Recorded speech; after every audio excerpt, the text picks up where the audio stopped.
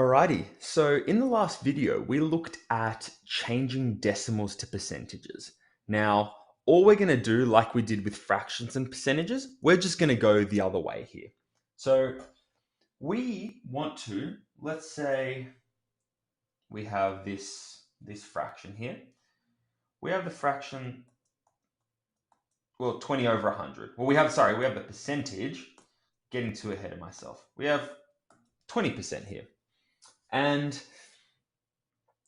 we will need an in-between step to get this from a percentage to a decimal, because we first need to have our percentage in the form of a fraction, because that tells us something very useful, which I'll go through now.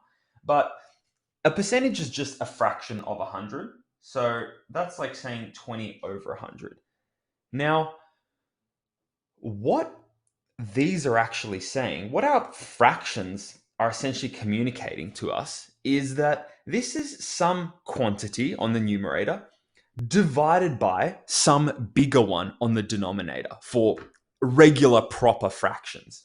So that is how we get the idea of some portion. It's a number getting divided by another one. So when we look at half, that's saying, well, 1 whole divided by 2. So this fraction is essentially the portion we're looking at.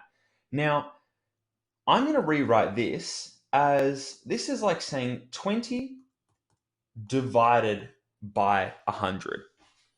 So here, once we have this written in a nice numerical way, all we have to do is divide 20 by 100. And when we multiply or divide by some factors of 10, all we do is move a decimal point around.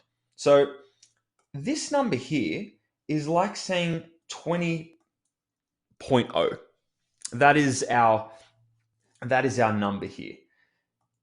Now, when we divide that by 100, our decimal point is going to move 2 places to the left, because dividing by 100 should reduce the number. So it makes sense that we should get something smaller than 20. If we were to times by some decimal, our decimal point would move to the right-hand side, because we'd expect the number to get bigger by a factor of 10. Now, dividing 20 by 100, you can verify this on your calculator, but that gives us 0.20. So the 20 didn't change, but to make it into a decimal, we just divided it by 100. So the decimal point got moved 2 spots to the left, leaving us with 0.20. Now, let's try one more example. So, whoops. So let's look at this one here.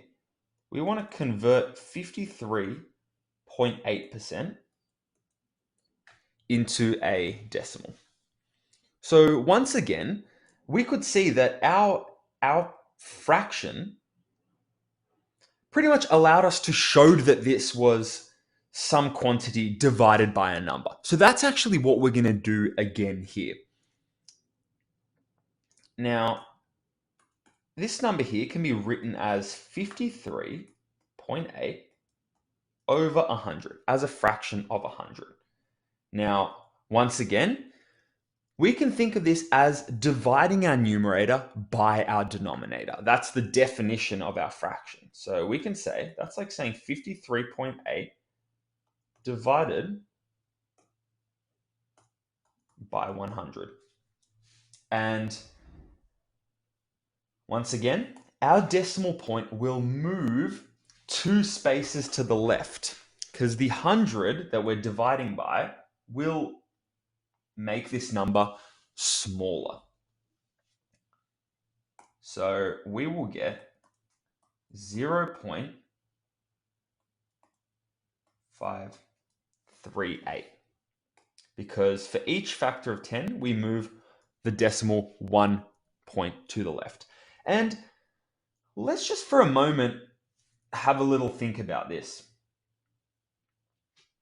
Because we said at the start of this course that fractions, decimals, and percentages in their proper form are some portions of a whole. And let's think of a whole as just a whole number. So the number 1. Each of these things I got when I converted forms, I got something that was less than a whole, that was less than 1. So it makes sense that when I have a proper fraction, a fraction whose numerator is smaller than its denominator, or some percentage, that I would have some decimal 0 point whatever number, because that decimal shows a fraction of a whole. Because if this was a whole, I would have a 1 here. But it makes sense that the 0 is there because a decimal is just another way of showing some portion, some fraction, some piece of a whole. So we've gone through all of our conversion between fractions, percentages, and decimals. So I hope everything in this video made sense, because later on we're going to be moving towards using percentages in particular to compute various things. So I'll see you in the next video.